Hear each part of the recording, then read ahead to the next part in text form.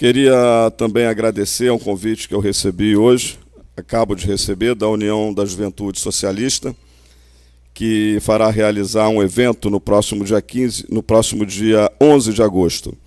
A União da Juventude Socialista é uma entidade sem fins lucrativos que há 30 anos atua com a militância juvenil em busca de melhorias e conquistas para a classe estudantil e vem convidar o vereador Charles Torres Dias, de Piraí, ao nosso primeiro congresso municipal, cuja presença será grande valia para este manifesto estudantil. Ressaltamos que a entidade no município completou 1 ano de existência em junho deste ano. Nosso congresso será realizado no dia 11 de agosto de 2014, que é o Dia do Estudante. Com início previsto às 14 horas, o evento será realizado no Instituto da Educação Franciscana Nossa Senhora Medianeira, no centro de Barra do Piraí.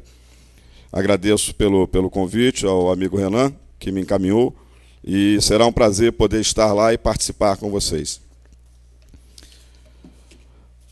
E até relacionado a esse assunto, a questão do jovem, né, a participação do jovem na política, né, no desenvolvimento da nossa sociedade, eu trouxe aqui um texto que eu tive a oportunidade de ler hoje, que é do senador Cristóvão Buarque, senador pelo PDT. E ele traz aqui um relato, uma visão dele quanto ao atual quadro político do Brasil. E eu gostaria de ler para os senhores, eu achei muito interessante, não concordei em gênero, número e grau, mas ele chegou muito próximo, né, do que eu vejo, do que eu percebo na nossa política, nosso quadro político atual. A democracia brasileira é uma bagunça, tanto no funcionamento do aparelho do Estado, abre aspas, relações entre os três poderes e pequenas repúblicas cartoriais envolvidas no exercício da atividade administrativa no dia a dia, fecha parênteses. Quanto no processo eleitoral propriamente dito, a última semana desnudou a vergonhosa realidade dessa bagunça. Alianças feitas sem respeito às identidades ideológicas ou éticas entre os candidatos de uma mesma coligação. Como em toda bagunça, o eleitor fica desconsolado e o aparelho do Estado caótico. Essa bagunça de casamentos imorais em grupos sem identidade, que foi chamada de orgia e suruba, respectivamente, pelo prefeito Eduardo Paes e pelo deputado Alfredo Sirquis, tem outro demonstrativo vergonhoso nos custos das campanhas. Somente Dilma e Aécio prevêem gastar 588 milhões de reais. Somando os demais presidenciáveis, o custo será de 870 milhões. Em 2010, as eleições a todos os cargos custaram 3,23 bilhões, cerca de 11 vezes mais do que os gastos dos presidenciáveis de então. Mantida a mesma proporção, em 2014, os gastos serão de 9,7 bilhões, equivalentes ao pagamento de piso salarial para 100 mil professores ao longo de 4 anos. Nenhum regime pode ser considerado democrático se cada voto custa tão caro. Os professores tão pouco, e os candidatos precisam ser ricos, ou comprometidos com ricos, financiadores de suas campanhas, ou as duas coisas. O maior custo, porém, não é o financeiro. É o caos político e administrativo que está esgotando o atual modelo de democracia brasileira, desmoralizando e emperrando o funcionamento do setor público. Apesar disso, ainda não vimos qualquer dos candidatos à presidência propondo reforma eleitoral que reduza este custo. Com 3 medidas, seria possível fazer a redução dos custos, tanto financeiros quanto políticos. A proibição de alianças no primeiro turno levaria ao fim do comércio de tempo para os programas eleitorais. Essa medida reduziria o número de partidos e a consequente reorganização deles com base em identidade e substância de ideais e valores morais. A utilização do horário eleitoral para transmitir debates e falas diretas dos candidatos, sem qualquer manipulação marqueteira que, a custos altíssimos, busca enganar o eleitor e vender o candidato como se fosse mercadoria. Sem caros markets, o custo seria menor e a qualidade da democracia maior, ao colocar os candidatos se enfrentando e olhando nos olhos dos eleitores, sem a parafernália usada para iludir. Limitar os gastos eleitorais para cada candidato, não poder gastar mais do que um determinado pequeno valor proporcional ao número de eleitores de sua circunscrição, limitar os gastos eleitorais para cada candidato não poder gastar mais do que um determinado pequeno valor proporcional ao número de eleitores de sua circunscrição. Isso seria facilitado pela adoção de um sistema distrital misto, em que alguns dos deputados e vereadores representam apenas distritos e não todo o Estado. As 3 medidas, entre outras, não deverão ser adotadas porque os candidatos que buscam a reeleição se beneficiam da bagunça, enquanto outros sonham em entrar nela.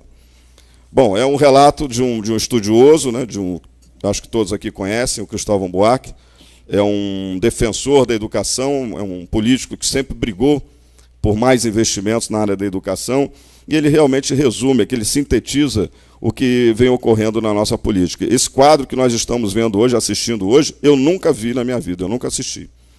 Nós não temos mais os correligionários que existiam, aqueles que levantavam a bandeira e brigavam pelas ideias e ideais do seu candidato, aquela pessoa a qual eles entendiam poder ser o seu representante perante a sociedade.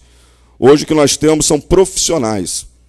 Né? Os cabos eleitorais hoje são profissionais, eles se profissionalizaram em função desse sistema que foi implantado na política brasileira, dentro da nossa democracia. Eu me lembro que no passado, não muito remoto, não muito distante, existia aquele conflito, aquele confronto entre as partes, né? Normalmente 2 partidos, normalmente, não havia mais do que isso, brigando aqui, principalmente no caso de Piraí. E a gente via que as pessoas realmente defendiam ideias, defendiam seus ideais, tinham propostas e propósitos. Nós não vemos mais isso deixou de existir. Nós realmente estamos trabalhando em prol, não mais de ideias e de ideais, mas sim de resultados pessoais. Isso é algo muito negativo, por isso a gente tem falado, eu particularmente tenho insistido na tese de que há a necessidade de uma participação maior da mulher no processo. Nós precisamos de mais mulheres. Temos hoje a visita da amiga Deise, que foi vereadora nessa casa, e ontem, inclusive, na semana passada, comentei a respeito, né, da importância da participação da mulher dentro da política e também dos jovens. Eu tenho visto algumas publicações, tenho lido algumas publicações, onde alguns convocam os cidadãos a não votarem. Dizem que eles devem ir para a praia ou para a montanha, seja lá para onde for. Eu acho que é um equívoco, é um erro fazer tal publicação, agir dessa forma. Nós precisamos fazer com que as pessoas tenham responsabilidade, que elas votem, que elas elejam, que elas escolham, e que elas façam parte do processo. Elas têm que ser punidas se errarem. Mas também, ao acertarem, com certeza colherão bons frutos. Então, não há por que incentivar, estimular a não participação no processo, não votar. Precisamos votar, precisamos que o jovem participe.